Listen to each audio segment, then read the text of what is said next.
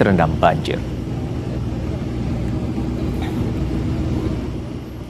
Tim SAR gabungan hingga saat ini masih fokus mencari 2 orang hilang akibat longsor yang melanda Kelurahan Bahu, Kampung Sondang, Kecamatan Siau Timur, Kepulauan Sitaro, Sulawesi Utara.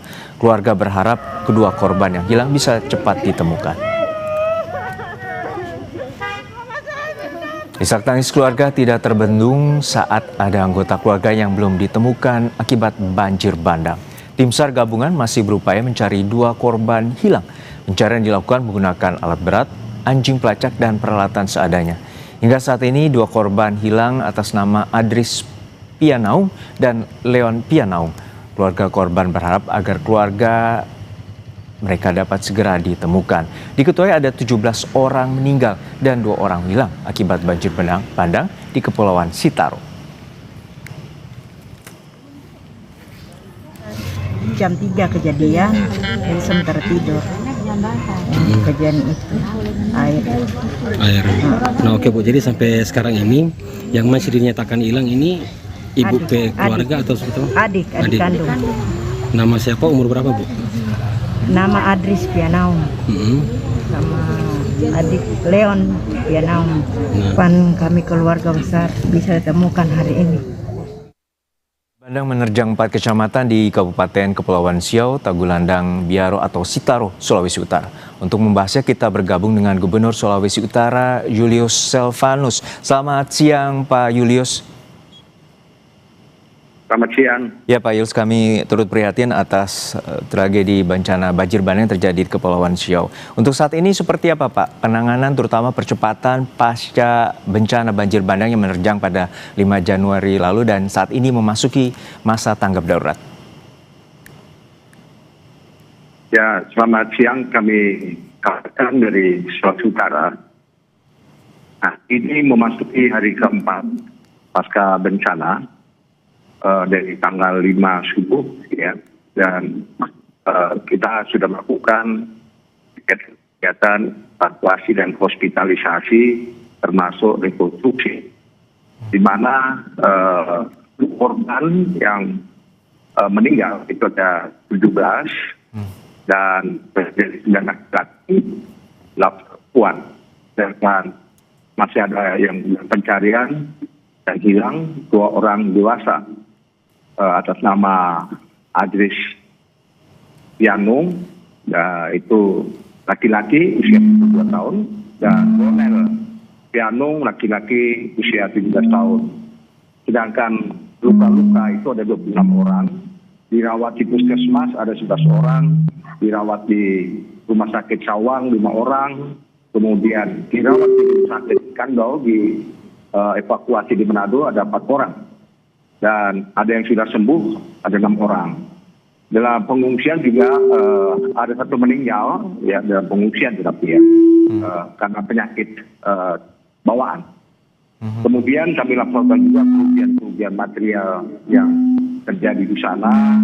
Dalam pendataan yang saat ini sedang intens, ada rumah hilang, itu kurang lebih 30 unit.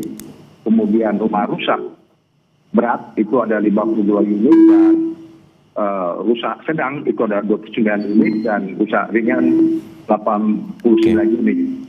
Ya, sejauh yang ini rusak ringan ini masih ada masyarakat tinggal di rumah-rumah mereka. Sedangkan perkantoran juga ada 1 kantor Polres di Sitaro juga mengalami kerusakan. Kemudian fasilitas umum lainnya ada kios hilang, bengkel hilang 1, kemudian toko milik masyarakat juga 1 unit hilang. Ya, Pak Julius, untuk saat ini seperti apa bantuan bagi warga, terutama yang mengungsi?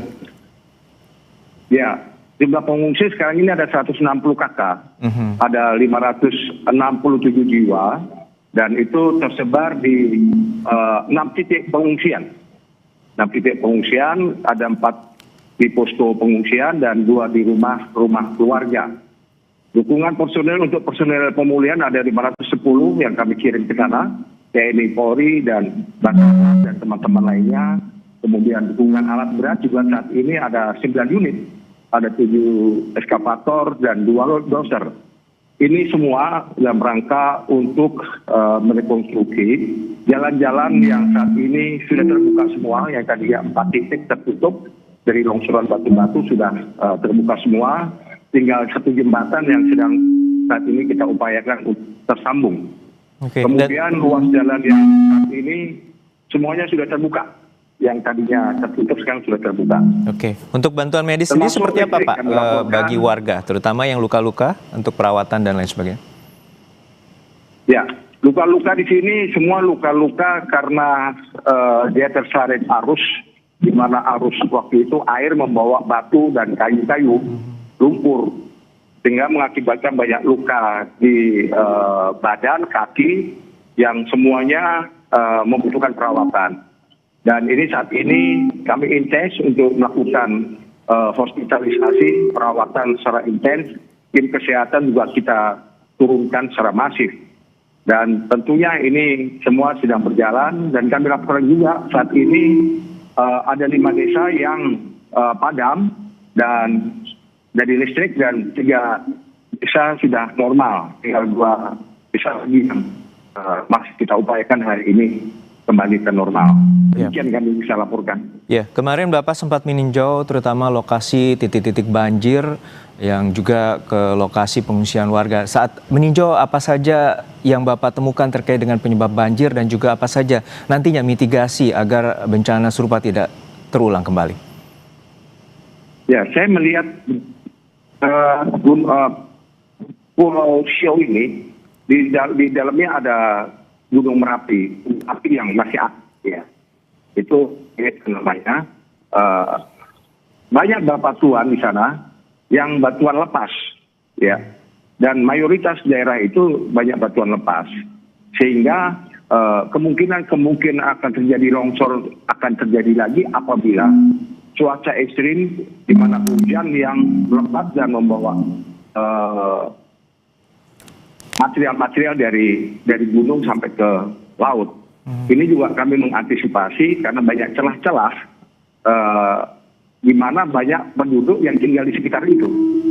Ini kami menjadikan atensi untuk kita akan sarankan, kita akan kaji kembali apakah mereka akan kita relokasi dari titik-titik rawan itu. Baik, kita apresiasi atas upaya dan langkah yang telah dilakukan oleh Pemprov Sulawesi Utara, dan kita harapkan 2 warga yang saat ini masih hilang dapat segera ditemukan. Terima kasih Bapak Julius Salvanus, Gubernur Sulawesi Utara, telah bergabung bersama kami di Kompas Siang. Sehat-sehat selalu Pak. Baik, terima kasih. Usai jeda saudara, KPK tengah menyelidiki kasus dugaan korupsi pengadaan iklan Bank BJB, termasuk mengusut aliran dana korupsi yang menyeret mantan Gubernur Jawa Barat Ridwan Kamil. KPK membuka peluang memeriksa orang terdekat Ridwan Kamil, mulai mantan istri Atalia Praratia hingga artis Aura Kasih dan Lisa Mariana.